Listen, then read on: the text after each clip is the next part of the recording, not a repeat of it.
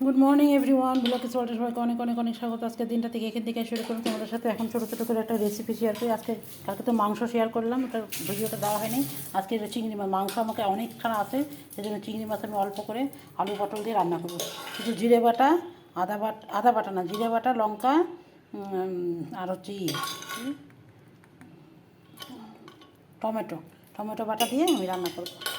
পেঁয়াজও দেওয়া যায়, পেঁয়াজ রসুন দিব না, কেন কি কালকে মাংস খাওয়া হয়েছে তো, লবণটা দিয়ে নিলাম আমি একবারে, এটা দিলে আমার সুবিধা হয়। তোমাদের সাথে শেয়ার করতেছি আমি। আর এই পাশে কী রান্না আছে ছোট্ট করে একটু শেয়ার করে দিই। কালকে ভাত ছিল, মানে ভাত ভাজা করছে। আজকে এদিকে নিরামিষের দিকে সেরকম কিছু রান্না নেই, একটা পাঁচমিশালি সবজি, আর সকালে ঢেঁড়স ভাজা, করলা ভাজা, আর এখানে হচ্ছে একটু মুসুরির ডাল। এই হচ্ছে এ পাশে রান্না। আর ভাত তো হয়ে গেছে, ভাত এই যে কড়াই বসানো হয়েছে, আমি একটু রান্না করবো এখন। চিংড়ি মাছটা ভাজা বসাই দিলাম, হালকা করে একটু ভেজে নেবো চিংড়ি মাছটা, তারপরে পটলটা ভাজবো। চিংড়ি মাছ তো কড়াইতে দিলেই একদম শক্ত। চিংড়ি মাছটা ভাজা করে নিই, তারপর আমি দেখাচ্ছি তোমাদের কীভাবে আমি রান্না করি। একদম হালকা মশলা দিয়ে রান্না করি। যে এখন একটু এই যে আমার চিংড়ি মাছ ভাজা হয়ে গেছে, এখন একটু সাদা জিরে আর একটু তেজপাতা দিব। তোমাদের পুরোটাই শেয়ার করি, কেন কি একবারে আমি ভাজাটা পাঠাই দিই, পটল আলাদা করে ভাজবো না, পটলটা আমি এখানেই ভেজে নেব। দিয়ে দিলাম। এখন আমি পটলগুলো দিয়ে দিই। আলু তো মোটামুটি সেদ্ধ করা আছে, পটলটা দিয়ে দিই। একদম অল্প করে করলাম, মাংস অনেকটাই করে আছে জন্য, খাওয়ার লোক নাই, সেই জন্য আমি অল্প অল্প করেই করছি।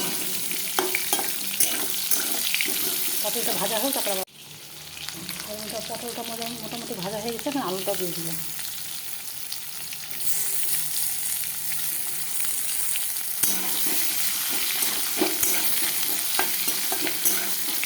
এখন ভাজা ভাজা হবে, এখন মশলাটা দিয়ে দেবো। একদম সিম্পল তরকারি কিন্তু খেতে খুব টেস্ট হবে।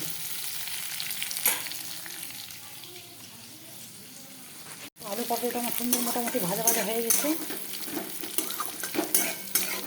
এখন আমি মশলাটা দিয়ে দিই। মশলাটা তোমাদের বললাম আমি কী দিয়েছি এটার মধ্যে, এরকম করে করে খাওয়া। আমি পেঁয়াজ রসুন আদা বাটা কিচ্ছু দিলাম না, শুধু জিরা বাটা আর লঙ্কা বাটা, টমেটো বাটা। সুন্দর করে নাড়াচাড়া করে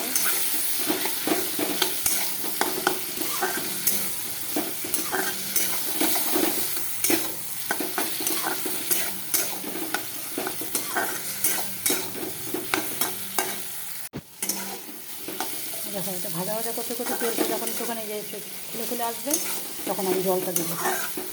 কাঁচা মাছ তো কাঁচা গন্ধ করবে, কাঁচা গন্ধটা তৈরি হয়। তখন সামান্য একটু জল দিয়ে দিচ্ছি, লেগে যাচ্ছিলো তো, একটু জল দিয়ে দিলাম। এখন একটু কষা কষা হবে, আবার জল দিব। গরম মশলা বাটা আছে, নামানোর সময় গরম মশলা দেবো।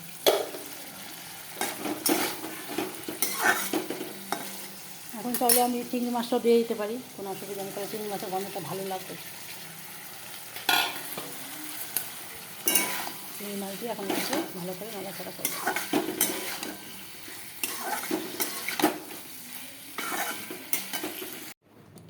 এখন জল দিয়ে দিলাম। এখন একটু ভালো করে ফুটলে গরম মশলা দিয়ে নামিয়ে ফেলবো। এইভাবে সিম্পল একটা রেসিপি তোমাদের সাথে শেয়ার করলাম। আজকের মতন টাটা, সবাই খুব ভালো থেকো, সুস্থ থেকো, সাবধানে থেকো।